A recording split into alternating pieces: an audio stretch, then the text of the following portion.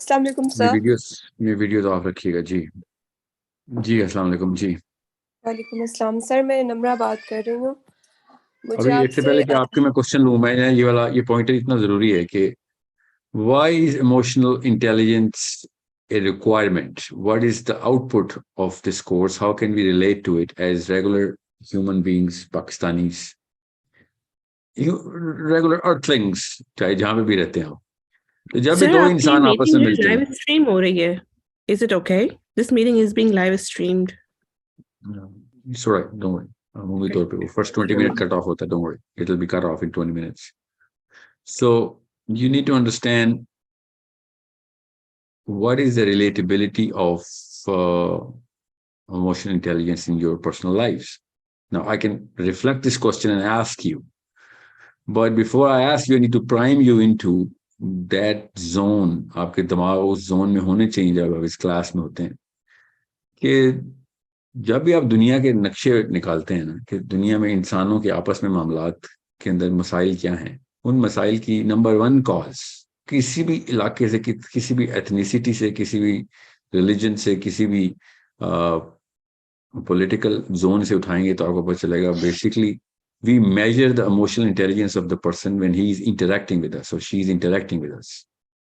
So as soon as there are two human beings, as long as there are two human beings in the planet, you need emotional intelligence to make that relationship work. Whatever that relationship, it could be business relationship, could be a sibling, could be a husband, wife, could be a father, son, could be a political relationship. Any and everything का असल में absolute measure जो है वो emotional intelligence है. If you're not emotionally intelligent, if you're not emotionally correct, then you are a problem, and you're going to cause, actually you're the mother of all problems, because you, whatever you're going to do, you're going to cause problems in whatever, जो भी objective achieve करना चाह रहे हैं उसको आप ना सिर्फ डिले करेंगे बल्कि डिस्ट्रैक्ट करेंगे, बल्कि उस आउटपुट को अचीव ना करने की सबसे अच्छी साजिश आप होंगे. सो चाहे मियाँ बीवी का रिश्ता हो, हम चूंकि विजन ट्रेन नहीं है, हमारी कौम कभी भी विजन ट्रेन नहीं होती, रिश्ते हम बगैर विजन के करते हैं. हम सिर्फ और सिर्फ एक सस्टेनेबिलिटी की एक बड़ी ब्लरी सी पिक्चर हमारे जहन में होती है. जब हम लड़की के लिए लड़का देखते हैं, लड़के के लिए लड़की देखते हैं, तो हम कभी भी उस रिक्वायरमेंट, उस डिमांड की क्रिटिकलिटी को समझ नहीं सकते कि भाई एक दो बंदों को रिश्ते में डाल रहे हो. जब हम बिजनेस की रिलेशनशिप देखते हैं तो हमें बड़े अच्छे विजन क्लियर होते हैं, हमें टारगेट्स लॉक्ड होते हैं, साल के 5 साल की स्ट्रेटजी पता होती है. उस लिहाज से हम एम्प्लॉइज हायर करते हैं, पार्टनरशिप्स में जाते हैं, एफिनिटीज में जाते हैं, मगर हम पर्सनल रिलेशनशिप्स के अंदर ऐसे काम करते नहीं. So I suggest after this, during this program, क्योंकि आपकी अर्ली क्लासेस चल रही हैं, फर्स्ट एंड फॉरमोस्ट आपके पास जब तक एक long term strategy for whatever your kids, your husbands and your wifes, your own self, जब तक आप अगले कुछ सालों के, अगले 50 सालों के ऑब्जेक्टिव्स ग्रे ग्रे लेवल पे ऑब्जेक्टिव्स हों, क्योंकि वो चेंज होते रहते हैं, इंप्रूव होते रहते हैं, जब तक आपको मेजर ऑब्जेक्टिव नहीं पता तब तक आपको इमोशनल इंटेलिजेंस की वैल्यू पता नहीं चलेगी. इवन दो जिनके पास कोई विजन नहीं होता वो भी डिमांड ही कर रहे होते हैं कि मेरा शोहर या मेरी बीवी या मेरे घर वाले या मेरे अब्बा, मेरी अम्मा, मेरे टीचर्स, मेरे बॉस, मेरे subordinates, they are not behaving the way I want them to behave. They're not reacting the way I want them to react. So reaction हो या एक्शन हो, बेसिकली ये बिहेवियर के अंदर ही आता है. सो बिहेवियर की फाइनेस्ट मोस्ट ऑप्टिमम मैनिफेस्टेशन सिर्फ इमोशनल इंटेलिजेंस के थ्रू ही हो सकती है. वरना आपके खाली चुप रहने से भी मसला हो सकता है लोगों को, आपकी बात करने से भी मसला हो सकता है. आपने कब चुप रहना है, कब बात करनी है तो कैसे बात करनी है, चलना है तो कैसे चलना है, देखना है, लिटरली देखना है किसी की तरफ, तो उसके अंदर क्या मतलब मतलब निकल सकते हैं. लिटरली साइंस को अब पता चल चुका है, वही हम पढ़े हैं कब से. आज हमने ऑक्सीटोसिन ही कवर करना है कि मैं खाली जिस तरीके से देखता हूं उस तरीके से भी जिसको मैं देख रहा हूं, जिससे मैं बात कर रहा हूं, उसकी केमिस्ट्री डायरेक्टली चेंज हो जाती है, उसी वक्त डायरेक्टली इन्फ्लुएंस कर रहा होता हूं. तो अल्फाज की तो इतनी ताकत है कि हम सबको पता है कि हम अल्फाज ही के थ्रू एक दूसरे को मैनेज कर रहे हैं कब से. कोई भी अल्फाज के अलावा मैनेज करने की कोशिश करता है तो हम उसको हरासमेंट कहते हैं, या उसको बुलिंग कहते हैं, या उसको फोर्स कहते हैं कि भाई ये तो you have actually used external force. You could have just used words. Now the problem is words are not enough. anywhere. A husband is talking to his wife, or she's talking to her husband, or child is talking to the mother, or anywhere. Specially जब आपका domain बढ़ रहा होता है, रैयत बढ़ रही होती है, तो आप पॉलिटिकल लेवल के ऊपर इतने ज्यादा सेंसिटाइज कर दिए गए होते हैं कि आपके अल्फाज मेक और ब्रेक होते हैं. Nobody, human beings are not designed to take anything casually when they actually hear the words spoken by somebody. इसके लिए हमें कैजुअल कोई बात इनफॉर्मल करने के लिए भी इमोशनल इंटेलिजेंस की जरूरत होती है कि इस चीज को कोई कमिटमेंट में ना ले लेना. इस a part of my figure of speech. उसके लिए भी ये उसूल हैं, वो भी इमोशनल इंटेलिजेंस की किताब से निकलते हैं कि मैं कब फॉर्मल हूं, कब इनफॉर्मल हो रहा हूं, कब कैजुअल हो रहा हूं, कब ह्यूमरस हो रहा हूं. ह्यूमरस के अंदर भी मैं कितना सीरियस कंटेंट डिलीवर कर रहा हूं आपसे जो बात करता हूं, अपने बच्चों से, बड़ों से, कोई भी बंदा. So you need to understand there is no other subject that covers all of this in its entirety. और आप अपने तमाम मसाइल की लिस्ट निकाल लें जो इंसानों से आए, तो उन तमाम मसाइल के अंदर एक ही चीज कॉमन है कि वो इमोशनली इंटेलिजेंटली ट्रीट नहीं हुए मसाइल. ना वो कोई एक आदमी कई दफा जड़ होता है, कई दफा उस बंदे की जो सुनने वाले होते हैं उनमें से एक बंदा उस मसले की जड़ होता है, वो नहीं समझ सकता कि मैंने इस चीज का रिएक्शन कैसे देना है. So it's not about fairness. It's not about, well, it is about fairness, but it's not about the physics of it. It's about the chemistry of it. यहाँ तक हम सबको समझ आ चुकी हुई है कि असल में the chemistry between two human beings or one human being with multiple human beings, so from one to many to many, one to many, many to one, ये relationships के अंदर हम जो chemistry मैनेज कर रहे हैं एक दूसरे की, हर वक्त ही कर रहे हैं.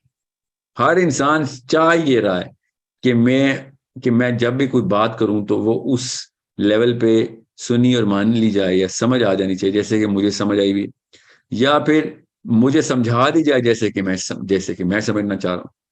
सो ये बेसिकली केमिस्ट्री की क्वेश्चन ही है जो इंसानों के बीच में चल रही है कब से, जो हज़रत आदम से लेके आज तक और चलती भी रहेगी. Human beings are liquid animals. जिस दिन हम ये समझ गए कि human beings are liquid animals, तब हमें एटलीस्ट मैनेज करने के लिए पैमाना मिल जाएगा और वो करीना भी सेट हो जाएगा.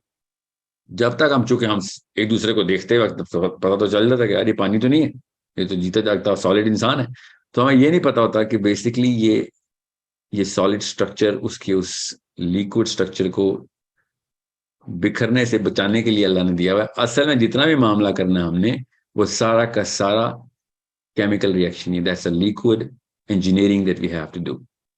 दैट्स व्हाई ये जो मैं आपके सामने स्क्रीन शेयर कर रहा हूं अभी, वो लिक्विड इंजीनियरिंग की, जब भी इमोशनल इंटेलिजेंस की मैं वर्कशॉप करता हूँ, उसमें मैं जब भी ऑक्सीटोसिन पे आता हूँ तो हम सबसे पहले लिक्विड इंजीनियरिंग शुरू कर देते हैं. I did not start your programme with oxytocin, we started with serotonin. I changed और टोटली स्ट्रेटजी बदल चुका हूँ मैं. अब मैं सेरोटोनिन से स्टार्ट करता हूँ, बिकॉज एक बार हायरार्की ऑफ डोमिनेंस समझ आ गई आपको, तो उसके बाद आपको बाकी की सब चीजें समझ आ जाएंगी. आयरॉनिकली हायरार्की ऑफ डोमिनेंस जो है ना, वो उसी की डेफिनेशन चैलेंज करनी है हमने. सो जब भी आप में से कोई ये सवाल पूछे ना कि मैं इमोशनल इंटेलिजेंस क्यों सीखूं, तो आपको पता चल जाएगा कि उसने अभी तक उस कॉन्सेप्ट को समझा नहीं हुआ कि इंसानी मामला चल कैसे रहे. आप इंसानों के किसी भी मसले को उठा के आप मेजर कर सकते हैं इस प्रोग्राम के थ्रू. दुनिया में कोई भी इंसान किसी भी लेवल के ऊपर मसले में हो और वो इंसानों से मसला आया हुआ उसको, तो वो आपको पता चल जाएगा कि ये इमोशनल इंटेलिजेंस का फुकदान है या फिर मतलब फुकदान है, और उसको मेजर करके इंप्रूव कैसे करना है. सो कॉज अगर निकालनी है आपने, तो फिर वो आपको कॉज इसी सब्जेक्ट मैटर के अंदर ही से निकालनी पड़ेगी.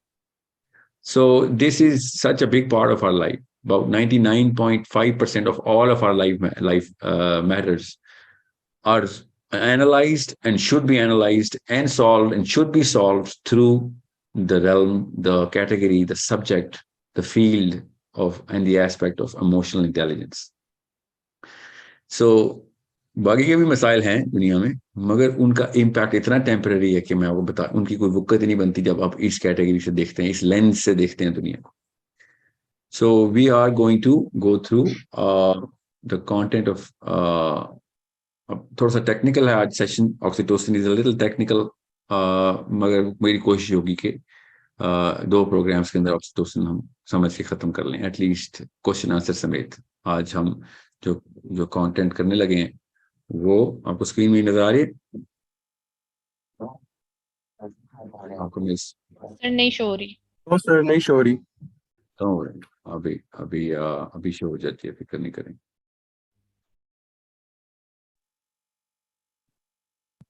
सर हमने पबजी के नाम पे मतलब उस टॉपिक पे रिलेट करना था, उस पे बात करनी थी। तो जी अब शो हो रही। शेयर हो गया चीज screen। Video game. जी जी सर, आप कह रहे थे कि पबजी पे भी हम बात करेंगे। भैया या उसको मैं डोपामीन में करूंगा कवर। डोपामीन में हम कवर करेंगे उसको तफसील से, फिक्र नहीं करें। हमने अभी चेक करना है ऑक्सीटोसिन को। ऑक्सीटोसिन को पहले मैं आपको सामने बता दूं ऑक्सीटोसिन का मामला क्या है। Let me stop this.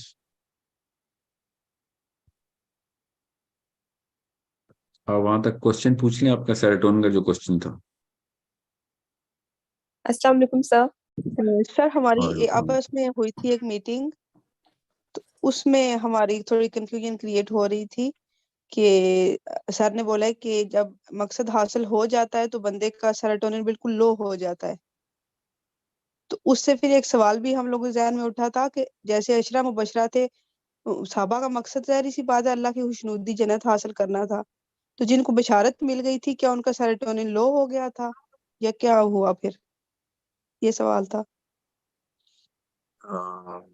इशारत का कॉन्सेप्ट समझ लें आप कि अगर आपका मामला वही रहा जो अभी है तो इस ट्रैक के ऊपर आप सिराते मुस्तकीम पे हैं। ठीक है, ये है बशारत का कॉन्सेप्ट। सो जब भी सहाबा को बशारत मिली है वो ज्यादा कॉशियस हो गए हैं कि ये स्टेटस कहीं खो ना जाए। ओके, उमर खत्ताब को नबी इस्लाम ने खुद बता दिया था कि मैं तेरा महल देख के आया हूँ जन्नत में। और हज़रत उमर खत्ताब और हुज़ैफा बिन जमान से आखिरी दिन तक पूछते रहे, यार मेरा नाम नबी इस्लाम ने मुनाफिकों में तो नहीं दे दिया था, बता दे।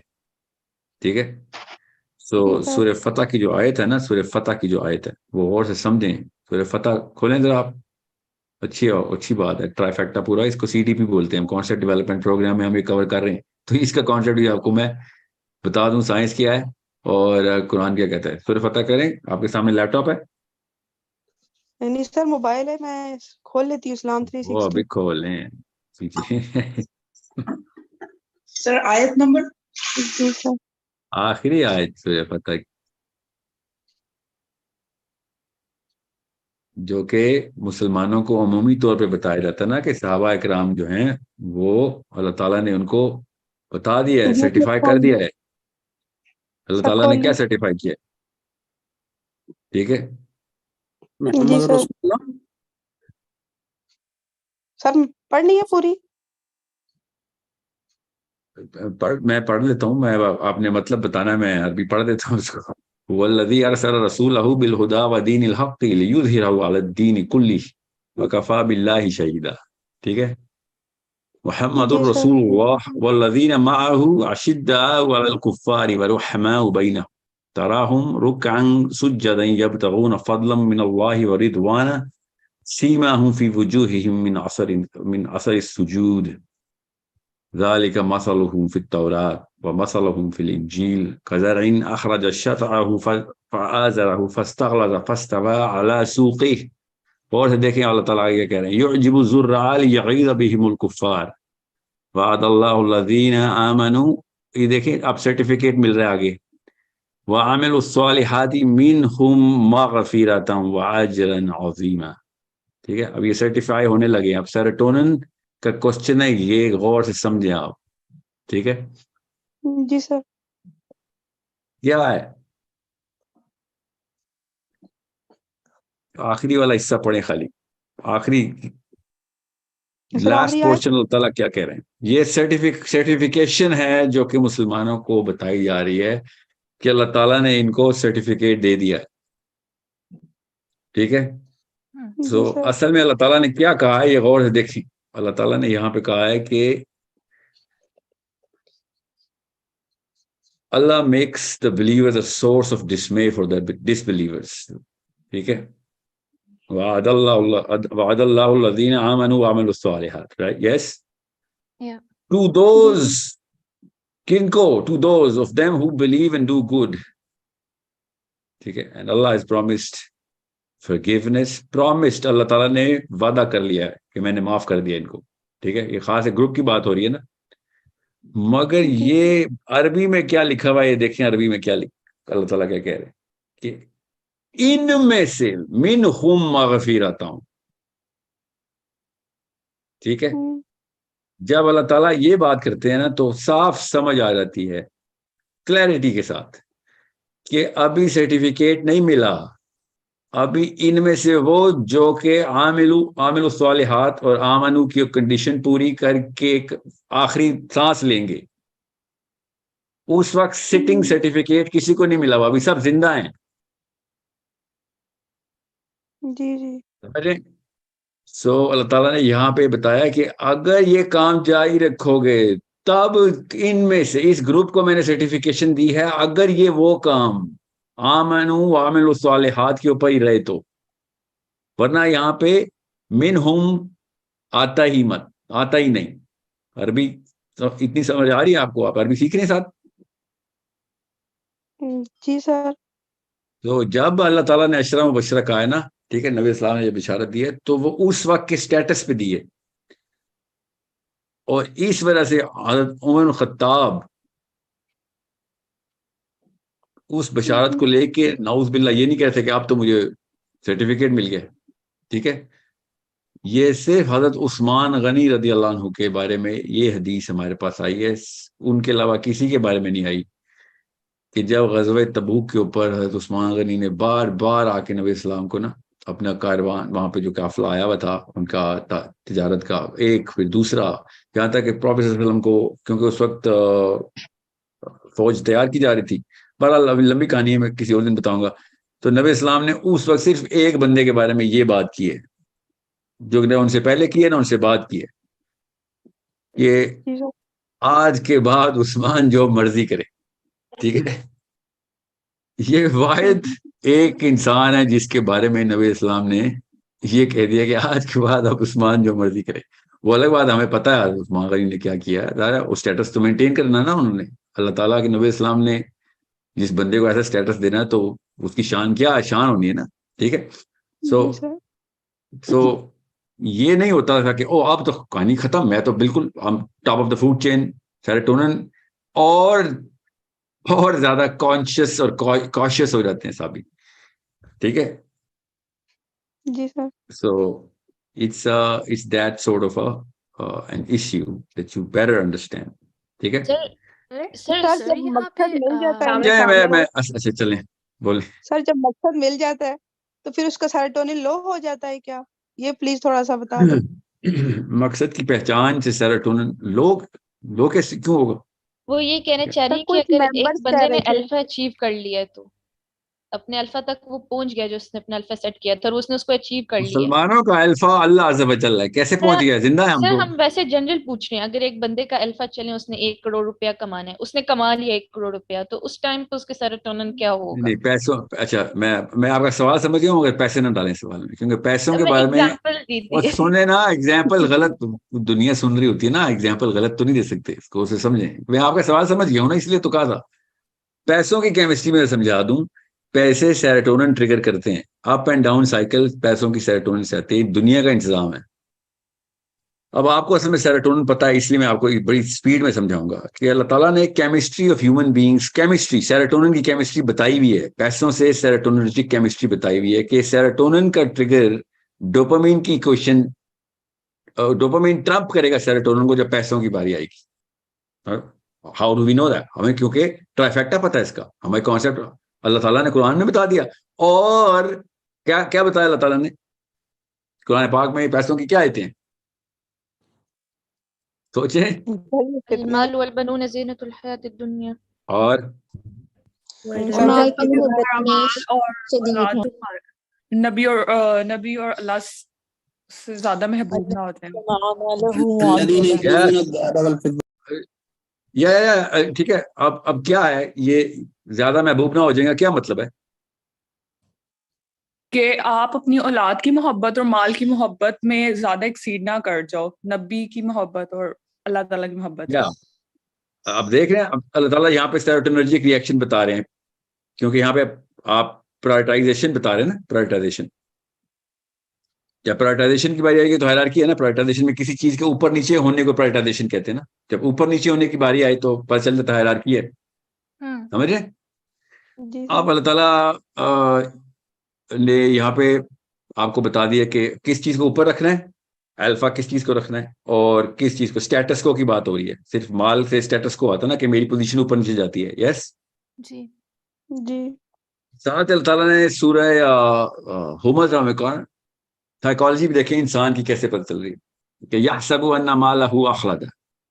यहसबु क्या होता है? यहसबु द साइकोलॉजी नहीं, लफ्ज ही साइकोलॉजी है। यहसबु होती साइकोलॉजी है, ठीक है, कि नफ्सियात ये है तेरी कि तू क्या करेगा, तेरी मेंटल डिस्पोजिशन है। यहसबु का मतलब ये है, ठीक है, तेरी मेंटल डिस्पोजिशन है कि अन्ना मालहु अखलदा, कि भैया ये तो हमेशा हमेशा के लिए रहेगी। I need this never to go down, समझ रहे? I need this to stay forever, I need this to be everlasting. So नबी इस्लाम ने फिर इसको केमिस्ट्री के थ्रू हमें ये बताया कि और केमिस्ट्री के लफ्ज हैं, बाकायदा बताता हूँ, केमिस्ट्री के लफ्ज बोला है नबी इस्लाम ने कि इब्ने आदम को जब एक सोने का पहाड़ मिल जाता है ना, जब उसकी नीच में पहुंच रहा होता है और जब वो ऊपर चढ़ जाता है कि सारा का सब फतह कर लिए, तो क्या करता है वो? ये साइकोलॉजी देखें, नबी इस्लाम साइकोलॉजी बता रहे हैं लिटरली, मतलब कोई और सब्जेक्ट मैटर नहीं है, ये साइकोलॉजी का सब्जेक्ट मैटर है। कि जब उसको सोने का पहाड़ मिल जाता है कि ओके हम top of the food chain में अल्फा बन गया हूं, तो वो क्या करता है? दूसरे की तलाश में उसके अंदर एकदम सर्च क्रिएट होती है, SURG सर्च, कि मैं दूसरा वाला पहाड़ चाहिए अब, दिस इज नॉट इनफ। समझ रहे? ये हमारी साइकोलॉजिकल डिस्पोजिशन है। इसलिए मैंने आपसे कहा था सेरोटोनिन को पैसे के साथ ऐसे मत करेंगे, मुझे करोड़ रुपया मिल गया तो सेरोटोनिन, नो, केमिस्ट्री हमें अल्लाह के नबी इस्लाम ने बताई है। और आगे क्या हुआ? आगे केमिस्ट्री बता रहे नबी इस्लाम कि जब उसको दूसरा सोने का पहाड़ मिलता है तो फिर वो तीसरे की तरफ चलता है। तो प्रोफेसर ने क्या कहा कि इसका पेट नहीं भरने वाला, ये इंसान पेट नहीं भरने वाला। एक साहबी ने अपने बच्चे का नाम हारिस रखा, हारिस, ठीक है, हिरस से हारिस। तो नबी इस्लाम ने कहा क्या सच्चा नाम है? हदीस बड़ी क्लियर है, क्या है सच्चा नाम? इंसान वाकई हारिस है, ठीक है। सो गौर से समझे, नबी इस्लाम ने क्या कहा? इसका पेट नहीं भरने वाला सिवाय इसके कि कब्र की मट्टी इसके पेट में चली जाए। ये हदीस कि इंसान का पेट कब्र की मिट्टी भरेगी, उसका मतलब समझे क्या? मट्टी खा के मैं पेट भर लूं? नो, इसका मतलब है कि जब वो इस मैट्रिक्स, दुनिया के इस प्लेनेट अर्थ की मैट्रिक्स में रहेगा ना, इस घन चक्कर, इस गुंजल में रहेगा, तो वो ये सुलझा के सेटिस्फाई नहीं हो सकता जब तक कोई डिमेंशन चेंज करके असली रियलिटी की तरफ नहीं जाता, जहां पे माल का कोई मामला ही नहीं है। तब उसका पेट भर जाएगा कि हाँ यहाँ पे तो मुझे डिमांड, मेरी केमिस्ट्री कोई और है, उस डिमेंशन में केमिस्ट्री कोई और है। और अगर कोई ये कोई बहस करे ना, कोई भी फ्राई साहब का स्टूडेंट, कि नहीं वो तो स्पिरिचुअल वर्ल्ड है, तो अल्लाह ताला ने सब खाने पीने की आयतें वहां पे बताई हुई कुरान पाक में। ये जो लोग क्रिश्चियनिटी से इन्फ्लुएंस होकर बता रहे ना कि जन्नत तो स्पिरिचुअल वर्ल्ड है, ये मुसलमानों ने खुद ही हूरें निकाल ली हैं और जन्नत में वो मजे पूरे करने की बातें कर। कुरान पाक की आयतें क्यों भूल जाते हैं जब खाने पीने की आयतें अल्लाह ताला बता रहे हैं? क्या रूहें खाना पीना करती हैं? और नबी इस्लाम की हदीस है जिसमें सब कब्रों से उठेंगे लेकिन बरहना उठेंगे। तो आयशा सिद्दीका रज़ियल्लाहु अन्हा ने पूछा, यार रसूलल्लाह, तो उसमें पर्दे का क्या इंतजाम होगा? नबी इस्लाम ने कहा किसी को किसी की फिक्र नहीं होगी, वो मैट्रिक्स किसी कोई और है। इस मैट्रिक्स में ये सारे उसूल है और रूल्स हैं और रेगुलेशन, बिकॉज यहाँ की केमिस्ट्री कुछ और है, वहां की केमिस्ट्री, बॉडी यही है, केमिस्ट्री कुछ और है। तो केमिस्ट्री की सारी कहानी। सो यहाँ पे आपके क्वेश्चन को श्रिंक कर रहा हूं क्योंकि हमने ऑक्सीटोसिन कवर करना है। ये क्वेश्चन पर्टिनेंट है आपका, ये पैसे से सेरोटोनिन के अल्फा जो है ना, सेरोटोनर्जिक अल्फा कभी भी नहीं पूरा होना, वो आपका सेरोटोनिन ऊपर ही ऊपर डिमांड करता रहेगा कि और ऊपर जाओ और ऊपर जाओ, ठीक है, because it is dopaminergic not serotonergic. Money is dopaminergic. Serotonin पैसे से जो रिप्रेजेंटेशन आती है वो सेरोटोनिन है कि मैं माल से क्या कर लूंगा, मैं जब तक लोगों को दिखाऊंगा नहीं तब तक मैं सेरोटोनर्जिक डोपामिनर्जिक। जब मैंने खाना बंद कर दिया और रखना शुरू कर दिया, डोपामिनर्जिक। दैट्स वेयर सूरह हुमज़ा इज, कि वो जमा भी कर रहा है, गिन भी रहा है, जमा भी कर रहा है, गिन भी रहा है, दैट्स डोपामिन। ओके, बट जैसे ही मैंने शो ऑफ शुरू की, स्टेटस को के अंदर कंपटीशन शुरू किया, competition is not dopaminergic, competition is serotonin. Okay, तो कंपटीशन का मतलब है हायरार्की आ गई। Everything, everybody clear? क्या मैं आप पूछ सकती हूँ? अच्छा, रिवॉर्ड डिपेंडेंस भी तो सेरोटोनिन की वजह से होता है ना, लाइक डोपामिन एंड सेरोटोनिन पे डिफरेंशिएट कैसे करते हैं? बिकॉज सेरोटोनिन भी रिवॉर्ड डिपेंडेंस होता है, मतलब, एंड डोपामिन का भी वही फंक्शन है, एंड मूड रेगुलेशन भी तो सेरोटोनिन की वजह से होता है। तो क्या सिर्फ कंपैरिजन में आएगा सेरोटोनिन?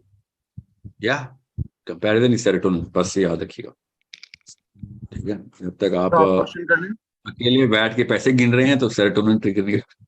जैसे ही आपने बताना भी किया, कंपेयर करना शुरू किया, सेरोटोनिन ट्रिगर हो गया। आप क्वेश्चन कर लें प्लीज। आपने करना है या मैं कर लूं? नम्रा पूछ रही हैं काफी देर से कि उनको कोई क्वेश्चन है। जी सर, मुझे ये पूछना था, लास्ट क्लास में भी मैं बहुत ज़्यादा वेट करती रही, मगर एक्चुअली सवाल ये है कि एक मदर हैं जो अपने बच्चों को होम एजुकेट करना चाहती हैं, मगर उनके हस्बैंड उनका साथ नहीं दे रहे हैं बिल्कुल भी, और वो कहते हैं कि नहीं बच्चे स्कूल ही जाएं, और इस चीज़ को लेके वो काफ़ी डिप्रेस्ड हैं, बिकॉज शी थिंक्स कि उनका सेरोटोनिन अलाइन है इस पर्पस के साथ कि बच्चे अगर उनकी रैयत में हैं तो वो ही बच्चों को लेकर चलें, मगर उनके हस्बैंड उनका साथ नहीं दे रहे हैं। तो इस चीज़ में कितना वो माँ जा सकती है अपने हस्बैंड, मतलब कि कितना अगेंस्ट जा सकती है इस चीज़ को लेकर? तरगीब जो है ना, तरगीब, ये बीवी का काम है बस। इसके अलावा बीवी शौहर के ऊपर, शौहर बीवी की रैयत में आता नहीं। तरगीब करें, तरगीब के असूल हैं और वो असूल पूरे करें, वही तो मसला है। मुसलमान तरगीब नहीं जानते। आप रैशनल और रीजन के साथ बात करें और इमोशनली इंटेलिजेंट बात करें। ठीक, ये वो मसला है ना, इमोशनल इंटेलिजेंस का मसला आ गया। She needs to know when to talk about this, how to talk about this, when to talk, how to talk, emotional intelligence है। What to talk about, वो तो आपकी रीजनिंग और रैशनल है ना, क्या बात, कितनी दलील, वजन, दलील में वजन तो नहीं डालती ना इमोशनल इंटेलिजेंस, मगर दलील की टाइमिंग को इमोशनल इंटेलिजेंस सेट करती है। ठीक है, कब दलील देनी है, कौन सी दलील किस जगह पे सीक्वेंस करनी है, इमोशनल इंटेलिजेंस। ठीक है, किस मौके पे दलील देनी है, किस बंदे को दलील देनी है, और किस बंदे को देनी है तो किस मौके पे देनी है। ये हो ही नहीं सकता बाप अपने बच्चों से सिंसियर ना हो ना, तो आप उसकी सिंसियरिटी की कर्व तो आपको पता होती है ना कि यार ये हाईएस्ट लेवल का सिंसियर तो बाप ही होता है, माँ भी, मतलब माँ बाप ही होते हैं ना। तो आपने उस वक्त देखना कि बंदा के कान कब खुले। जब कान खुलते हैं तो आप बात तब डालते हैं, जब बंदे का मुंह खुलता है ना तब बात नहीं डालते होते। मुंह के अंदर कोई सेंसर नहीं लगा कि वो बात को समझ सके। मुंह बात समझाने का आला है, कान बात समझने का आला है। तो आप इंसानों के कान नहीं खोल रहे होते, मुंह खोल रहे होते हैं, रिएक्टिव होते हैं। जब आप रिएक्टिव होगा, that's the wrong time to talk about any logic और रैशनल। डजंट मैटर कितने लॉजिकल हैं आप, आपने टाइमिंग गलत रखी है। मैं एग्जांपल दे रहा हूं, मुझे नहीं पता इन खातून का केस क्या है, बट कान खोलने का तरीका भी इमोशनल इंटेलिजेंस। किसी के कान खुलवाने हैं तो इमोशनल इंटेलिजेंस, किसी का मुंह खुलवाना है तो फिर कहीं ना कहीं उसके लिए कोई तालीम की जरूरत नहीं है, कुछ भी बोल दे, रिएक्शन के तौर पे अगला बंदा भी जवाब देगा। ठीक है, सो किसी का मुंह बंद कराना हो और कान खुलवाने हो, ये दोनों अलग अलग लेवल्स हैं। दोनों के लिए इमोशनल इंटेलिजेंस की तलवार चाहिए होती है। ये इतनी जरूरी चीज है, ये है आउटपुट इमोशनल इंटेलिजेंस की। आप खुद सोच लें, कितने इंसान हैं जो चाहते हैं लोगों का मुंह खुलाओ? कोई भी नहीं। सारी दुनिया के इंसान क्या चाहते हैं? लोगों के कान खुले हों। कब? जब मैं कोई बात करूं। ये है इमोशनल इंटेलिजेंस की ताकत। सो बहुत जरूरी है कि आपकी बात में वजन हो, होमवर्क किया हो आपने, साइंस पता हो आपकी कि बच्चों को स्कूल में डाल के क्या नुकसान आते हैं। आयरॉनिकली मैंने अभी सेशन किया है, अभी I just had a session about why to take, how to look at the education system.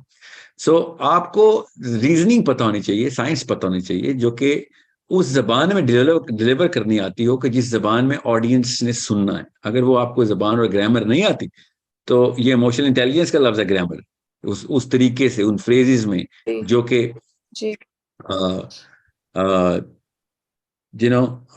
मैं आपको ना, मेरे ज़हन में इतने सारे केस स्टडीज आ रही है ना जहाँ पे असातिज़ा ने करके दिखाया है कि ये देखो, ये आप एक इंसान की प्रोफाइल क्यों लेते, गौर से समझें। एक इंसान की प्रोफाइल लिए बगैर तो हम उसके रिश्ता नहीं करते ना उसके साथ, ना बिजनेस में जाते हैं, ना दोस्ती करते हैं, ना शादी करते हैं, प्रोफाइल लेते हैं ना उसकी। वो प्रोफाइल लेने का असल में जो मकसद होना चाहिए था वो उसकी इमोशनल प्रोफाइल, उसकी इमोशनल मेकअप होना चाहिए था। हम क्या लेते हैं कि इसकी फाइनेंशियल प्रोफाइल क्या है, दैट्स इट। ये गुनाहगार हम खुद हैं, तो हमने हमारे रिश्ते कैसे निभा सकते हैं? सर आप एक बंदा मेरे तरकीब की तो कोई कमी है ही नहीं, आपने तो कोई कमी नहीं छोड़ी, आपकी वीडियोस भी हम उनको दिखा सकते हैं और ऐसे नहीं उनको होता है। गाइड कर मेरी सकते वीडियो दिखाने से तो रिएक्शन जरा मैं मेरी हो वीडियो जाएगा सर। दिखाएंगे तो मसले में आ जाएंगे। मैं बता रहा हूँ, मेरी वीडियोस दिखाने से पहले प्रेपरेशन किट जरूरी है। मेरी वीडियोस के रिएक्ट, मेरी बहुत हाई पोटेंसी ड्रग है, मैं बता दूं आपको। अब मैं आपको बिला मुबालगा बता रहा हूँ, my videos will create 2 types of people only. Okay, ये मैं जिस कबीले से ताल्लुक रखता हूँ ना, ये केमिस्ट्री के कबीले होते हैं ना, नबी इस्लाम की हदीस है कि जिस कबीले की उधर नहीं बनी उसकी इधर भी नहीं बनी, जिस कबीले की उधर बनती थी इधर भी बनेगी। ये हदीस बड़ी आलम अरवा की हदीस सुना रहा हूँ आपको। तो मेरे साथ ये शुरू से ही रहा है कि मेरे उस्ताद थे, वो मुझे फुरकान बोलते थे कि यार जब साहिल, जब तू बात करेगा ना तो 2 पार्टीज बन जाया करेंगी। you have this natural flow and tonality and the choice of sequence of words. You actually put a wedge between 2 people which is good and bad, ठीक है। बहरहाल वो तो मुझे आलिम नबी तालिब के बारे में ये बात कर रहे थे ना कि तेरे साथ भी यही वाकया होना है, ये तेरे ब्लड लाइन में, क्योंकि I have the same bloodline, I guess. He said, maybe it is in the bloodline कि तुझे बहुत चाहने वाले मिलेंगे और बहुत नफरत करने वाले मिलेंगे, तीसरा कोई नहीं मिलेगा तुझे। मैंने कहा yeah, okay, I get that. यही हो रहा है मेरे साथ शुरू से। मेरी तो उस्तानियां जो खवातीन जो नन्स थी ना, वो मेरे अहबाब, मेरे ग्रुप, मेरे क्लस्टर, मेरे कॉलीग्स, मेरे जानने वाले, मेरे रिश्तेदार, either they absolutely love me or they absolutely hate. So you need to see कि टाइम गलत कर दिया ना मेरी वीडियो को आपने, तो you will create a hater because I am very aggressive in a lot of the choice of words is by design very aggressive. I'll tell you why I keep that aggressive. ये grammar होती है ना, aggressive एक grammar का major है कि मैं aggressive हूं या मैं passive हूं, या मैं mellow हूं या मैं assertive हूं। ये ग्रामर होती है। मैं जिस ऑडियंस के लिए कंटेंट डिजाइन करता हूं ना, वो ऑडियंस उस एग्रेशन पे ट्यून्ड इन है। वो 15 साल से 35 साल के बीच की जोन है जो यूट्यूब ट्रेंड है। दे आर फास्टर, क्योंकि वो डोपामिन के डायलेटेड बच्चे हैं और वो मिलेनियल्स, जेनजीज हैं, उनको पहले से वो स्पीड पता है। मेरी वीडियो आप 2 की स्पीड पे नहीं सुन सकते, और आम वीडियो बच्चा 2 की स्पीड से कम सुनता नहीं है। और समझें, ये टाइमिंग सेट की हुई है मैंने, 1.5 साल इसके ऊपर बाकायदा फ्रीक्वेंट मेहनत हुई है कि पहले चेक करो इसकी, मेरी जो स्विफ्ट फ्रेज है उसकी स्पीड क्या है। ये तो नहीं लग रही, this is a lot of testing that has been done. आप कभी भी नहीं देखेंगे साहिल नदीम की वीडियो 2 की स्पीड पे बच्चा सुन रहा होगा। ही विल बी लाइक शुक्र है यार ये मेरी स्पीड पे बात करता है। अमूमी तौर पे जब भी कोई वीडियो प्रोफेसर की लगी हुई है, मौलवी की लगी, दोनों की, आजकल का 20-year-old 2 की स्पीड पे वो वीडियो चलाता है कि जल्दी जल्दी, क्योंकि तेरे पॉजेस बहुत बड़े हैं या फिर तू लंबे जुमले बोलता है। And now I do a lot of those things which those professors are doing, but I am managing the dopamine cycles really cautiously. और 10 या 15 साल बाद जो यूथ होना है, उसने मेरी वीडियो के साथ भी वही करना है जो इस वक्त प्रोफेसर की वीडियो के साथ हो रहा है। जिस लेवल पे डोपामिन के साइकिल्स ऊपर जा रहे हैं, ठीक है, वो भी मुझे भी 2 की स्पीड पे सुन रहा होगा, उसमें भी कहेगा साहिल नदीम भी बड़ा स्लो है। ओके, सो इसकी काफी सारी केस स्टडीज हैं जो कि आप बाकी की इंडस्ट्रीज में से आपको जब डोपामिन करेंगे मैं तब आपको बताऊं। सो जब माँ बाप को ये नहीं पता या बीवी को नहीं पता शोर के डायग्राम क्या है, उसे कहना प्रोफाइल लिए बगैर काम नहीं होगा। अब आप इमोशनल इंटेलिजेंस के प्रोफेशनल कोर्स में आपने प्रोफाइलिंग कैसे करनी है, आपसे बेहतर कोई नहीं प्रोफाइल कर सकेगा, because you going to do a relevant profile. Relevant to what? Your objective. In this case this woman is objective is के बच्चे स्कूल से निकाल लिए जाएं। अब ऑब्जेक्टिव क्लियर है, मगर बीच में कांटा आया है ना, वो मियां है उसका। जी। अब उस बंदे का प्रोफाइल क्या है, इमोशनल प्रोफाइल क्या है। So you need to know when to open the ears. अब why do you think 20-year-olds 20 to 30 के अंदर मेरा कंटेंट सुना जा रहा है? You think we don't know that? Of course we know that. Did we plan for it? Well, we plan a larger bigger target, ठीक है, ताकि मिस ना हो, but we had this anticipation. ये तो अल्लाह ही कराता है, but we had this anticipation के उस जोन में हिट करो जिन्होंने फ्यूचर की बागडोर संभालनी है। ऑब्जेक्टिव था ना हमारा कि भाई ये अगले सेनेटर्स हैं, अगले पॉलिटिशियंस हैं, अगले डिसीजन मेकर्स हैं, अगले स्टेट्समैन हैं, उन लोगों को, क्योंकि ये बाबे तो जो अभी हैं इनको तो कोई और मसाइल है ना, इनको लॉजिक का मसला थोड़ी है, इनको तो अना का मसला लगा हुआ है। और whatever their problem is, I can talk about this in detail some other time. So आपको मैं क्यों बता रहा हूं, क्योंकि ये रेलेवेंट सवाल है आपके सब्जेक्ट मैटर से। इमोशनल प्रोफाइल निकालनी जरूरी है जो केमिस्ट्री से निकलती। अगर आपको आपके शोर के डोपामीन सेंटर्स का ट्रिगर्स पता है तो फिक्र ही ना करें, काम हो जाएगा, क्योंकि ये फर्स्ट मेंटल रिस्पॉन्स होता है डोपामीन। सेल्फिश इंसान, हर इंसान सेल्फिश होता है ना, सबसे पहले मुझे क्या मिल रहा है। सेकेंडली, अगर आपको सेरोटोनर्जिक ट्रिगर पता है तो बच्चा बाप से ज्यादा कौन सिंसियर है बच्चों के लिए। सो बच्चों की जो लिफ्ट ऑफ है ना वो दिखानी जरूरी है, वो उसका सेरोटोनिन का ट्रिगर है। और फिर कोर्टिसोल का ट्रिगर, सबसे ज्यादा डर किसको लगता है, माँ बाप को लगता है कि बच्चों के साथ कुछ ऐसा वैसा ना हो जाए। So you need to know when to trigger which chemistry in the audience. In this case this mother's job is to make sure के शोर की कोर्टिसोल का ट्रिगर करना है, और फिर जब कोर्टिसोल ट्रिगर कर दिया तो साथ ही फिर डोपामाइन ट्रिगर, वो हो ही नहीं सकता। You need to settle that chemistry first and then go with serotonin and then with dopamine. Okay, now मैं भी करता हूँ, लिटरली मेरा फॉर्मूला है ये। मैं जब मेरी विमेन ऑडियंस होती है तो यू माइट हैव नोटिस्ड कि मैं फियर डायग्राम प्लॉट कर होता हूँ by design, worst case scenarios plot करता हूँ मैं, ठीक है। I do that by design, that's a job. I mean there has to be a formula the way you going to address the group. इतना बड़ा ग्रुप हो, याद रखिएगा, एक बंदे से बात कर रहे हैं, उसूल है। पहले दिन की क्लास, मुझे पब्लिक स्पीकिंग की याद है टोरंटो की, पहले दिन की क्लास का पहला लेसन बता रहा हूँ। If you talking to one guy, you talking to that one guy, चाहे वो आदमी है या औरत है, उसी से बात कर रहे हो, वही है प्रोफाइल जो चाहिए। If you talking to 10 people, then you talking to 10 children. Okay, ये रूल है कि आप 10 साल के बच्चों से बात कर रहे हैं। ये केमिस्ट्री बता रहे हैं, केमिस्ट्री का लेक्चर दे रहा हूं आपको। और अगर आप लोगों 10 से ज्यादा का क्राउड है, 100 या 1000, then you are talking to sheep. आप फिर एक रेवर से बात कर रहे हैं, कोई कुछ भी, बस एक बिहेवियर आपने मॉड्यूलेट करना है, no IQ, no logic, no nothing. So उसके लिए क्या करना पड़ता है, इस पूरे के पूरे फिनोमेना को, ज़ाहिर है ऐसे तो काम नहीं होने वाला। सो आपको इसके साथ एक केमिस्ट्री की प्रोफाइल निकालनी पड़ती है। अब कितने बंदों की प्रोफाइल निकालेंगे आप, 100 बंदे बैठे हैं, हर टाइम होता है ना, डेटा आएगा। आपके केस में तो बहुत आसान सा काम है, एक मियाँ है आपका जिसको आप अजली तौर पर जानती हैं, बच्चे भी पैदा भी नहीं होते तब से जानती हैं आप, उसकी अम्मा को भी जानती हैं, उसके अब्बा को भी जानती हैं, उसके बचपन को भी जानती हैं, उसके बहन भाइयों को भी जानती हैं, हर एक चीज को जानती हैं, मगर उसकी इमोशनल प्रोफाइल को नहीं जानती। तो फिर गलती तो आपकी है। इसको कहते हैं तरगीब के उसूल। तरगीब कैसे देते हैं, किसी को नसीहत करने की टाइमिंग क्या है, नसीहत करने के अल्फाज के चुनाव क्या है, उसकी ग्रामर क्या है, ठीक है। सो ये grammar part of emotional intelligence है। You need to read really clear when you are about to hit, he has to be in his in the zone where you want, that chemical zone जिसमें आप चाह रहे हैं कि वो हो। okay, it is very very necessary। okay, so आप मेरी वीडियो दिखाएंगी, साइड इफेक्ट ज्यादा आएंगे, पहले बता दूं आपको। सर मैं क्वेश्चन कर लूं? नहीं, अभी आप क्वेश्चन साथ साथ लेता हूँ। Let's just talk about the prime chemical first. Okay, मैं आपको एक्टिविटी बता दूं जो आपकी एक्टिविटी है। वो एक्टिविटी 5 मिनट में बताऊंगा। टीम लीडर्स लाइन पे है ना सारे? Yes sir. Okay, perfect. सब टीम लीडर्स लाइन पे हैं? प्लीज अपने ग्रुप का नंबर बता दें बस। जी सर। सब ग्रुप नंबर 4, फहद इकबाल। 4 2 2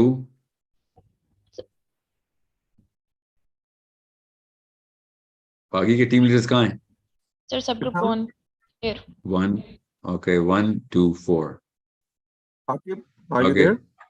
मैंने ग्रुप 3 आ गया। ओके, मेरे पास चैट में आ रहे हैं, ठीक है। Okay, so make sure you understand what is the activity. Activity बड़ी सिंपल है। आमना आपको होस्ट है मेरी? Yes sir. ओके, आपने ना पिछले बैच से ना मुझसे लेना या उनसे डायरेक्टली ले लें, उन्होंने भी पैडलेट के ऊपर ही बनाए हुए। आई थिंक फाइजा ने बनाए थे और आर्नो। ओके, आपने उसी फॉर्मेट को फॉलो करना है।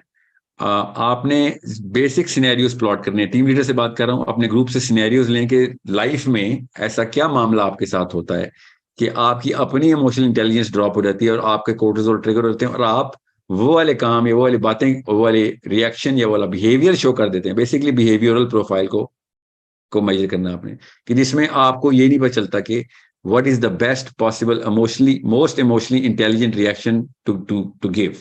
ठीक है, कोई भी वाक्य हो सकता है, somebody hears a bad news, somebody has a tough neighbor, कोई ऐसा वाक्य, किसी की सास बहू की लड़ाई, किसी के साथ बिजनेस पार्टनरशिप के दौरान ये वाक्य, आपने वो सिनेरियो प्लॉट करना है, सिंपल 4 लाइन सिनेरियो, कि ये वाक्य हुआ है और उसके दौरान मुझे नहीं पता कि इसका फाइनेस्ट इमोशनल इंटेलिजेंट रिएक्शन क्या है।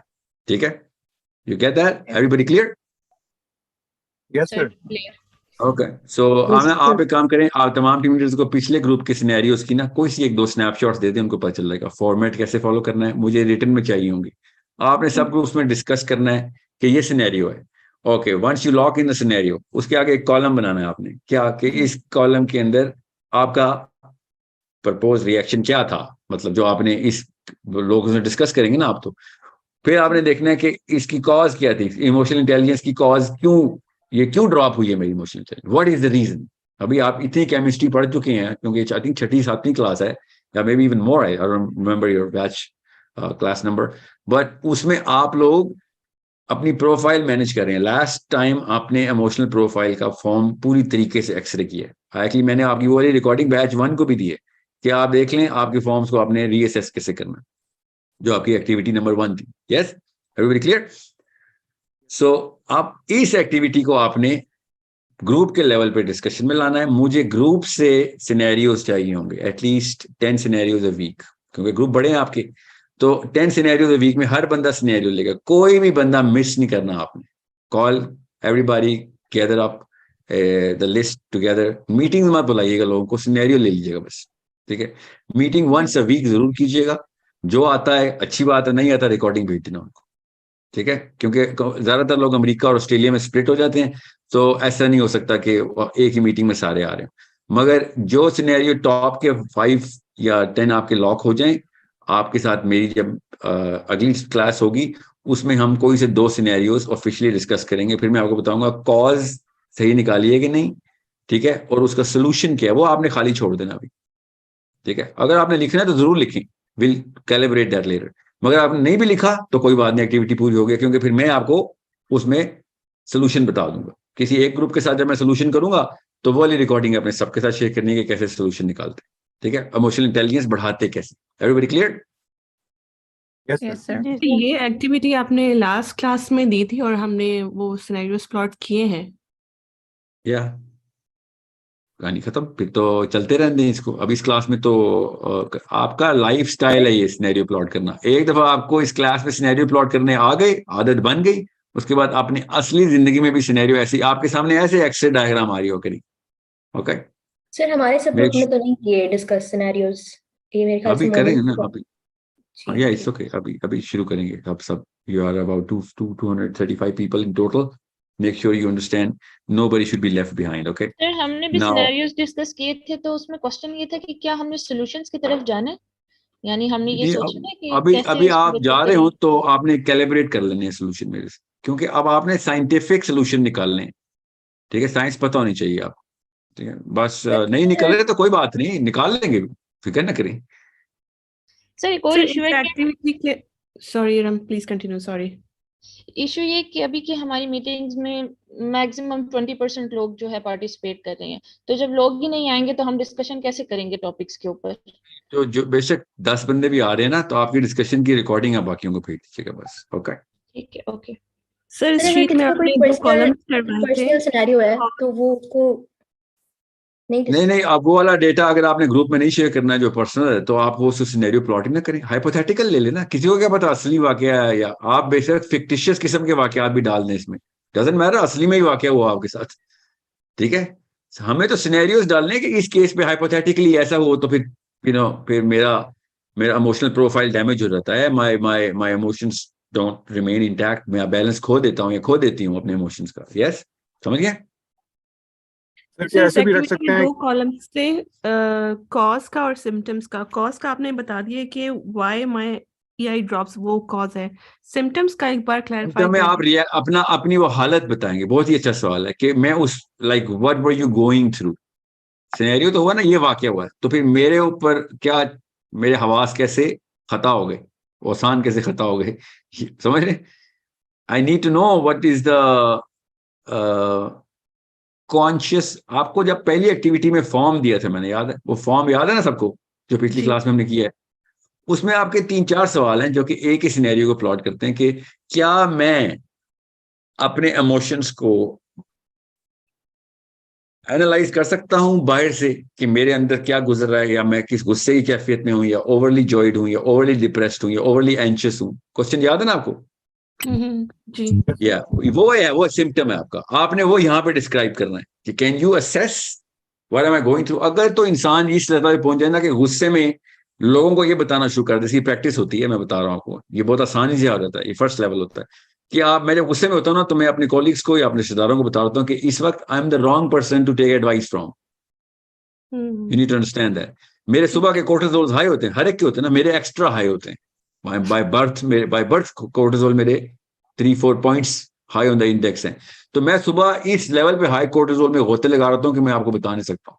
So what I did was I stopped sleeping in the night, I sleep after फजर, कि मैं अपनी उस मेलाटोनिन की साइकिल से लॉक कर सकूं, वरना मैं काम ही नहीं कर सकता। मेरा 2-2.5-3 घंटे का हाई कोर्टिसोल फ्लक्स मेंटेन रहता है। तो मैं क्या करता हूँ उस वक्त, मैं लिटरली कोई डिसीजन नहीं लेता, और अगर कोई डिसीजन आ रहा है, सोच तो इंसान को आएगी ना फिर, तो मुझे सिर्फ और सिर्फ नेगेटिव वर्ड्स के सिनेरियोज मेरे ज़हन में आ रहे होते हैं, हर चीज के, करियर के, पर्पस के, लोगों के, हर एक, क्योंकि कोर्टिसोल इस वक्त फुल हाई है। मैं इस वक्त सिर्फ सिंपैथेटिक नर्वस सिस्टम के ताबे हूं, मैं सोचता ही नेगेटिव। हर बंदा कोर्टिसोल के इन्फ्लुएंस में नेगेटिव सोचता है। तो मैंने क्या तरकीब निकाली हुई है, I have a go to statement, even if a child comes to me and says what is this, what's going on, कोई क्वेश्चन इसका आंसर देना है, मैंने कोई मामला इसका मशवरा देना है, so I tell them I am the wrong person to take advice from at this point. It takes a few hours before the whole withdrawal comes in, and then I go positive. Okay? Positive का मतलब है normal, क्योंकि cortisol के withdrawal में इंतहाई positive feeling आती है, याद रखिएगा। उसको खुमार बोलते हैं, कोर्टिसोल का एक खास खुमार होता है, उसके विड्रॉल को खुमार बोलते हैं। आपको कभी चोट लगी हो ना, कोई फिजिकल चोट लगी हो आपको, कहीं पे आप गिरे हो या कोई माइनर एक्सीडेंट हो गया हो, तो आपको जो जख्म का ब्रूज होता है ना, याद रखिएगा, ब्रूज को, ब्लड को क्लॉट करने के लिए कोर्टिसोल इस्तेमाल होता है। कोर्टिसोल जब रिलीज होता है ना, वरना जख्म भरे ही ना, ठीक है, कोर्टिसोल जख्म भरता है, कोर्टिजोन बोलते हैं, वो खास स्टेरॉइड है जो कि बॉडी खुद जनरेट करती। तो वो आपने फील किया होगा कि जैसे ही आपको कोई ब्रूज लगता है तो उस दर्द के कुछ देर के बाद आपको एक खास स्वीट सी फीलिंग आती है, बॉडी खुद जनरेट करती है, वो कोर्टिसोल का विड्रॉल हो रहा होता है, उसको खुमार बोलते हैं literally. So this is the time when there is a false confidence that human beings get. Human beings think के क्योंकि वो उस हाई किक के अंदर होते हैं कोर्टिसोल के विड्रॉल की, तो वो they think that everything is hunky dory and positive, हालांकि वो डाउनवर्ड फ्लक्स होता है कोर्टिसोल का। ओके, ये भी आपने विड्रॉ करना होता है, तब कहीं जाके आप नॉर्मल होते हैं। उस वक्त आप फिर पैरासिम्पैथेटिक एक्टिविटी में आते हैं, यहाँ बताओ क्या सवाल है, सॉल्व करके बताता हूँ।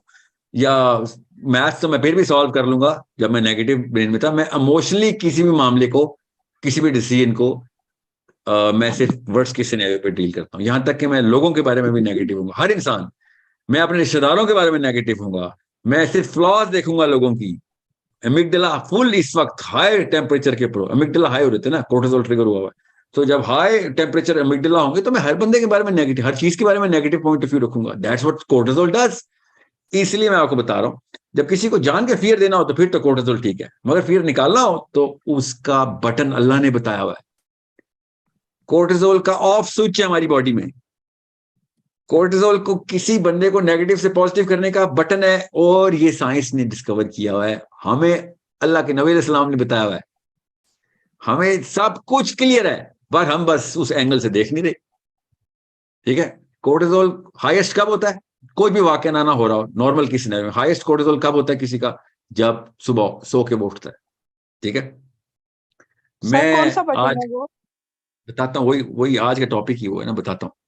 सो जब आप हाईएस्ट कोर्टिसोल को भी ऑफ कर सकते हैं तो लोएस्ट कोर्टिसोल को तो आराम से ऑफ कर सकते हैं। तो हाईएस्ट कोर्टिसोल, क्यों, याद रखिएगा, this is a liquid mechanism going on. ऐसी थोड़ी है फिजिक्स होती तो फिर तो कोई उंगली दबा देते या कान खींचते या कहीं टैप करते तो ठीक हो जाता। दिमाग के अंदर हो ना सारा ट्रिगर, तो पिट्यूटरी ग्लैंड से होता है। अब चूंकि लिक्विड मैकेनिज्म है तो कोर्टिसोल का विड्रॉल एक खास अमाउंट ऑफ मिनट्स पर नैनोलीटर पर मिलीग्राम डिवाइड बाय मिनट्स होता है विड्रॉल, इतने मिनट लगेंगे, ठीक है। इसको about 30 minutes plus give and take 5 cortisol का विड्रॉल है एक, ठीक है, नैनोलीटर का। सो इतना हाई कोर्टिसोल हो कि 3 points in the index normal human being का सुबह के वक्त होता है। तो और समझ लें वो क्यों होता है, ठीक है। पॉइंट कोर्टिसोल नहीं है, पॉइंट कोर्टिसोल का ऑफ स्विच है, जो आज का टॉपिक है। कोर्टिसोल करता क्या आप सबको पता है, कोर्टिसोल नेगेटिव करता है आपको इमरजेंसी नाफिज करता है आपके ऊपर, एंजाइटी की फीलिंग आती को, एंड जब भी एंजाइटी का अटैक होगा कोर्टिसोल हाई हुआ, ठीक है। एड्रेनलिन साथ होगा, कहते हैं लोग एपिनेफ्रिन टेस्टिंग हो तो बेसिकली एपिनेफ्रिन है, मगर एपिनेफ्रिन नहीं, कोर्टिसोल है। कोर्टिसोल जब भी ट्रिगर होगा एपिनेफ्रिन साथ ट्रिगर होगा ही होगा, रूल। मगर एपिनेफ्रिन सोलो ट्रैक भी रखता है, इसलिए एपिनेफ्रिन एड्रेनलिन, क्योंकि वो एक ही ग्लैंड है, दोनों ऊपर नीचे सैंडविच हुए हैं ग्लैंड, तो एक ट्रिगर होता है तो साथ नीचे वाला ग्लैंड ट्रिगर होगा तो ऊपर वाला सेंसिटाइज हो जाता है, तो वो भी अपने हार्मोन्स रिलीज करता है। किडनी के बिल्कुल ऊपर चिपके हुए, गुर्दों के ऊपर लगा हुआ है ग्लैंड, ठीक है। मैं कोर्टिसोल में जाएंगे तो तफसील से कवर करेंगे। मैं आपको खाली ये बता रहा हूं, जब कोर्टिसोल हाई होता है ना तो आप सिर्फ नेगेटिव होते हैं, आप अपनी सोचते हैं, अपनी जान बचाने का सोचते हैं, हर बंदे से खतरा महसूस करते हैं। That's what design of the cortisol is, ठीक है। कारी ऑर्गन रहे होते हैं मगर वो ऑर्गन सेंसिटाइज कोर्टिसोल से होते हैं। अमिगडाला है ना, 2 अमिगडाला पढ़े थे ना हमने? जी सर। या अमिगडाला क्या करता है जरा मुझे बताएं। इमरजेंसी नाफिज करता है सर, वो क्या सेंस करता अमिगडाला है। हमारे टेंटिकल्स है, टेम्परेचर सेंस करता है। हमारे सेंसर है। अब वो हमारे सेंसर क्यों, वो इमरजेंसी और खतरे के सेंसर हैं, और कुछ सेंस नहीं करते वो, ठीक है। वो खतरा सेंस करते हैं, उनका काम ही है। अगर वो टेम्परेचर बढ़ा दें तो खतरा है, टेम्परेचर कम कर दें तो बिल्कुल आप रिलैक्स। ओके, नाउ जब इंसान सोता है ना तो हमारी जो पिट्यूटरी ग्लैंड है ना, जब मेलेटोनिन अपनी पीक पे आता है तो इंसान अपनी सबसे गहरी नींद में होता है। सो जब इंसान सो जाता है ना पूरी तरीके से, जब वो पूरे डीप स्लीप में एंटर हो जाता है तो बॉडी को पता चल जाता है कि मेलेटोनिन के ग्राफ्स बढ़ गए हैं। मेलेटोनिन जैसे ही मेलेटोनिन का ग्राफ बढ़ता है, आप छोड़ दें मेलेटोनिन क्या है, सोने का केमिकल, बस नींद का। जैसे ही वो पीक पे जाता है तो पिट्यूटरी ग्लैंड सेंस कर लेता है कि अब this body is fully ready for the most important process. वो क्या प्रोसेस ट्रिगर करता है? पिट्यूटरी ग्लैंड जितना भी जिस्म में कोर्टिसोल होता है ना, उसको किडनीज के ऊपर जो ग्लैंड है, ठीक है, उसमें से पूरा का पूरा स्पंज की तरह स्क्वीज करवा देता है उसको, सारा कोर्टिसोल बॉडी में रिलीज कर दो। क्योंकि अगर ये जागते हुए होगा तो ये अपने आप को खतरे में डाल लेगा, अपने आप को इमरजेंसी नाफिज करेगा, नर्वस ब्रेकडाउन हो जाएगा, हेमरेज हो जाएगी। इसको सो गया, अब इसको किसी भी लेवल का कोई डैमेज नहीं होगा। आप कोर्टिसोल निकालो सारा जिस्म से, we need fresh cortisol every day. So what happens to that cortisol? There is a reason, there is a purpose for this. Pituitary gland kidneys को ऑर्डर करता है, सारा कोर्टिसोल जिस्म के नसों में आ जाता है और नसों से खून में एंटर होता है, और खून में एंटर होता है, और खून कहां से गुजरता है? खून दिल से गुजरता है। सो कोर्टिसोल पूरा का पूरा दिल के अंदर आके भर जाता है और दिल की एक एक शरियान को, एक एक हिस्से को सर्विस करता है। Literally it's cleaning up everything. दिल पूरा का पूरा कोर्टिसोल से भरा होता है रात के वक्त जब सो रहे होते हैं आप। ओके, अब चूंकि कोर्टिसोल रात को भरा होता है तो क्या होता है आपके साथ? सोचें, रात के वक्त कोई भी वाकया हो आपको 10 मिलियन टाइम्स ज्यादा डराता है वो, ठीक है। दिन को वही वाले वाकयात होते हैं, हमें फिक्र ही नहीं होती। रात को हल्का सा भी वो वाकया हो जाए, हल्का सा कोई आवाज आ रही है तो कोई जिन भूत लगता है आपको। यस सर, यानी इसका ताल्लुक अंधेरे से है। अरे आता हूं, अंधेरे से ही है, मगर अंधेरा इसका ट्रिगर है, कॉज नहीं है, याद रखिएगा। अंधेरा इसका ट्रिगर है, कॉज नहीं। कॉज आपको बता रहा हूं, साइंस बता रहा हूं आपको। सो जैसे ही आपका दिल पूरी तरह भर जाता है कोर्टिसोल से, तो जिस्म में तो कोर्टिसोल पूरी तरीके से फ्लो कर रहा है, ठीक है।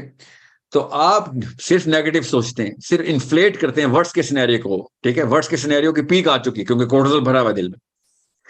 सो कोई भी वाकया दिन को और रात के वक्त आपको सोच आ गई ना, अगर सोच भी आ गई तो आप उस वक्त तो आप उसकी वर्स्ट केस मैनिफेस्टेशन खुद करते हैं। सीने में दर्द हो रहा है, हार्ट अटैक है, ठीक है। गुर्दे में दर्द हो रहा है, कैंसर है, हर चीज, ठीक है, क्योंकि कोर्टिसोल फुल हुआ हुआ है इस पर। कोई वाकया, कोई बार दरवाजा किसी ने नॉक किया, बेशक अम्मी आई हुई है, नहीं कोई डाकू आ गए मेरे पास, ठीक है, something is wrong, worst case scenario.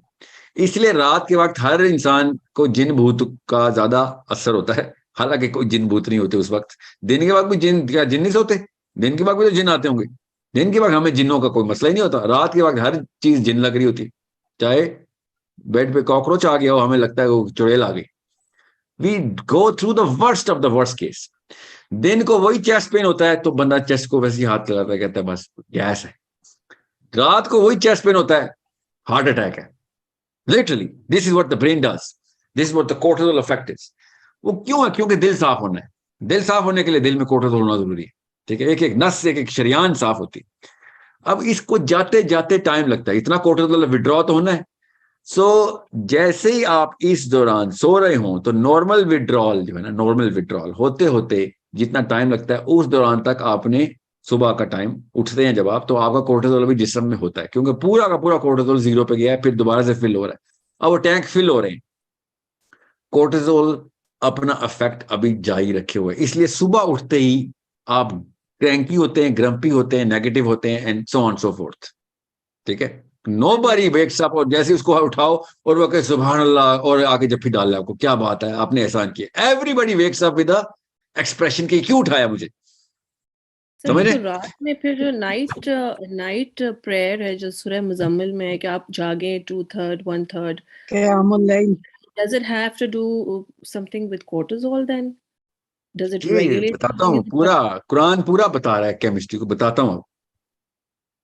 नबी अस्सलाम ने, अब तहज्जुद फर्ज तो नहीं है ना, तहज्जुद फर्ज नहीं है, इसलिए मैं पहले फराइज की लिस्ट पूरी कर लूं आपके सामने कि फराइज पूरे करते वक्त बॉडी को कैसे अल्लाह ताला मेंटेन करवा रहे हैं। फर्ज किसी वजह से कराई नहीं चीजें हमें, अब तहज्जुद फर्ज नहीं है, फजर तो फर्ज है ना।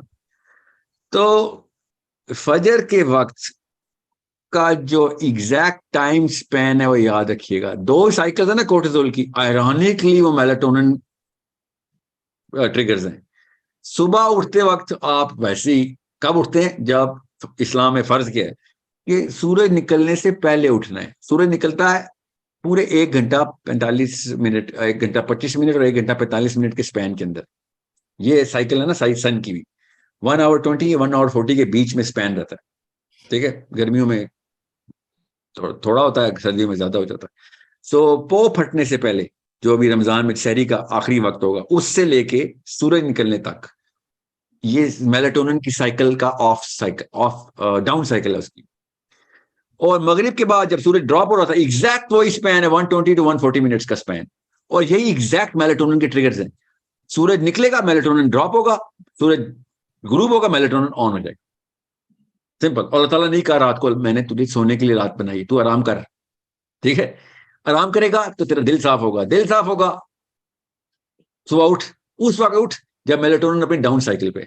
अब अगर उस टाइम अगर आप उठ गए, जिस टाइम सुबह 9 बजे, जो पाकिस्तानी जवान आजकल उठ रहा है 10 बजे सुबह उठ गए, नाश्ता नहीं, उस वक्त तक तो उसने वो डेवस्टेशन कर दी हुई अपनी, बिकॉज अब he is only pumped with cortisol right now. उसका जो सपोर्टिंग केमिकल था वो तो कब का खत्म हो चुका हुआ है, क्योंकि मेलाटोनिन सन के साथ लाइंड है, ओके। मेलाटोनिन आपकी नींद के साथ नहीं है लाइंड, मेलाटोनिन के साइकिल्स आपकी सन के साथ अलाइंड है। दुनिया में अल्लाह ताला ने मशीन भेजी थी, दुनिया के लिए सेटल करके भेजी थी। इतनी जबरदस्त नक्शे जिस्म बताता है ना कि किस प्लेनेट में क्या चल रहा है, इस प्लेनेट में हमारे साथ क्या चल रहा है, हमारा अपना जिस्म बता रहा है। इतना जबरदस्त बैरोमीटर है हमारे अंदर। आप गौर से सुने इस बात को, जैसे ही आप सुबह उठते हैं तो आपका कोर्टिसोल हाईएस्ट पीक पे होता है। नबी अस्सलाम फजर की नमाज के वक्त जैसे ही नमाज खत्म होती थी, प्रॉफेट सल्लल्लाहु अलैहि वसल्लम used to turn back and ask questions, same questions, कि सदका किसने किया और बीमार की इयादत किसने की। ये स्टैंडर्ड क्वेश्चंस हैं जो कि हर फजर की नमाज पे प्रॉफेट सल्लल्लाहु अलैहि वसल्लम पूछ रहे हैं। गौर से समझें, ये इस्लाम में तुक्के नहीं है। नबी इस्लाम को पता था कि क्या मशीन है। प्रॉफेट सल्लल्लाहु अलैहि वसल्लम पूरी की पूरी बैलेंसिंग स्ट्रेटजी बता रहे हैं। केमिस्ट्री के इक्वेशन हमें अब पता चली हैं। अब मैं आपको बताता हूं आज का टॉपिक क्या है। ये कोर्टिसोल को ऑफ करने का जो स्विच है वो क्या है। और उस स्विच का नाम है